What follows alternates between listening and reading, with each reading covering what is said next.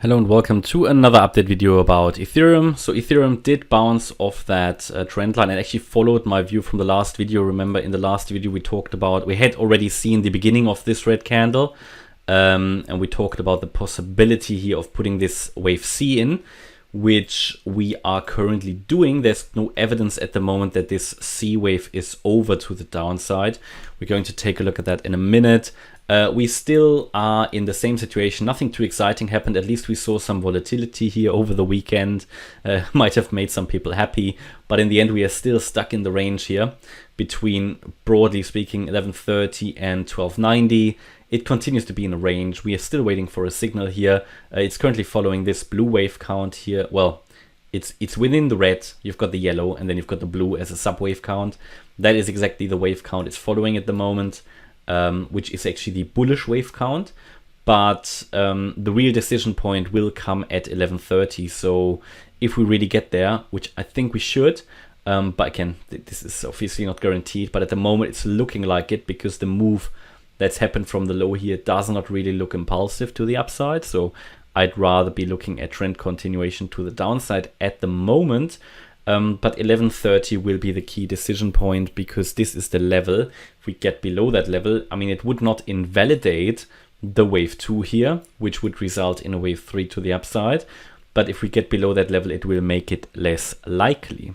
If you look at the Fibonacci retracements here, you can actually see that this is the 78.6% Fib level at 1130. Whenever the price in such a 1-2 setup drops below it, it is getting less likely that this wave 2 is going to find support and will result in a wave 3. Of course, you can never rule things out. In crypto not, and in financial markets you can't. It's all probabilities and likelihoods, and what we are doing, we're looking for ideal wave patterns that are tradable. This of course is a 1-2 setup with a support area here for the wave 2.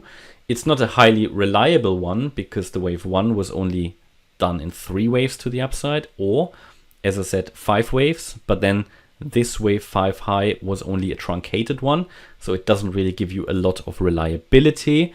So yeah, wave 1 up, wave 2 down, and this could go a bit longer, but then we should ideally find support. That will be a decision point. Nobody can tell you if we will find support, but obviously the market needs to decide that, but this will be the next key decision point down here at around 1130. If we lose this level, it's probably going to be the $1,100 level.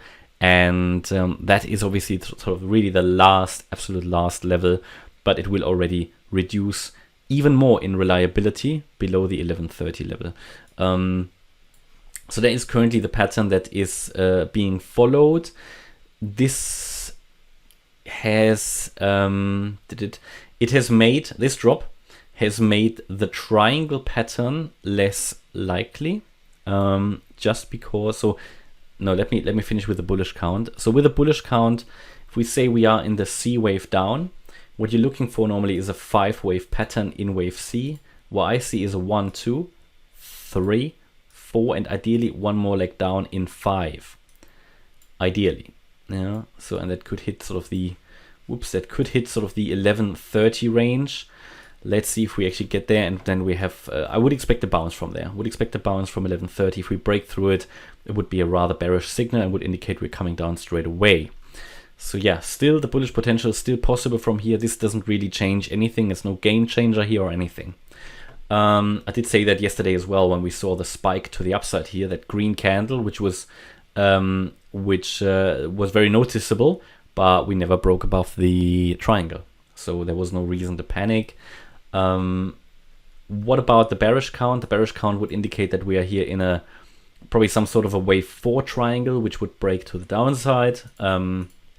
In terms of that, if that breaks down, the wave count would have been an A, B, C, D, E. So we would say A, B, C, D, and possibly E.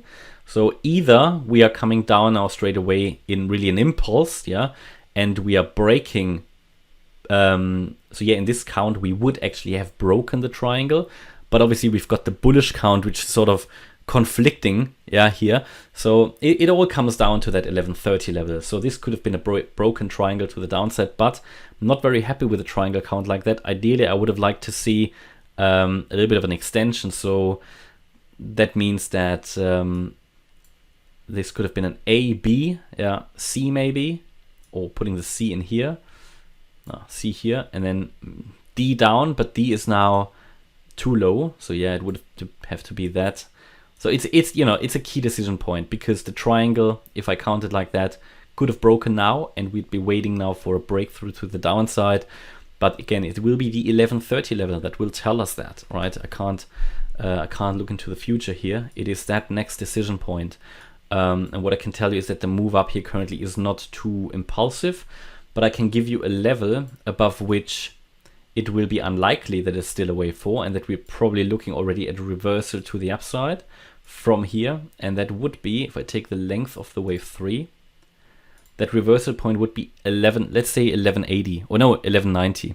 The 50% fib level, which is exactly here at $1187.50, getting above that, so I would round it up to 1190, getting above that level, staying there, will make it less likely that a wave 5 down is still coming.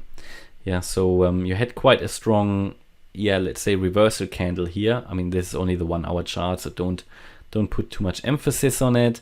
But it really is now, all eyes need to be on that 50% fib retracement. Getting above that would make this wave 4 unlikely. Therefore, it would make a wave 5 to the downside unlikely. And it would then rather point already towards the upside. And we would have to say that maybe the wave 3 was here. That was a very fast 4, a very short 5, and we're already moving up. Yeah, but the wave C itself in blue would be very short then. So ideally I would like to go a bit lower. So that's where we are. And to the upside, the key breakout point remains to be the 1290 level up here. So, and that is where we are at the moment with Ethereum. So I continue to observe this, look at possible bullish options here. Yesterday we talked about that, looking at it from a bullish point of view, the actual retracement here was really on the higher end. Yeah, we had really only retraced to the 50% fib level, dancing around it. The 61.8, yes, we touched it, but reversed directly. But now we are coming down, and now we are coming sort of to the closer to that 78.6% fib level. So let's see. This is the next, definitely the next key support at the 1130 price level. And that's my update about ETH. So I think maybe towards the weekly candle close we'll know more. I will keep you updated. Hope you liked the update. If you did, please hit the like button, leave a comment and subscribe. And if you really like the content, then please check out the channel membership. Thanks a lot for watching. Bye bye.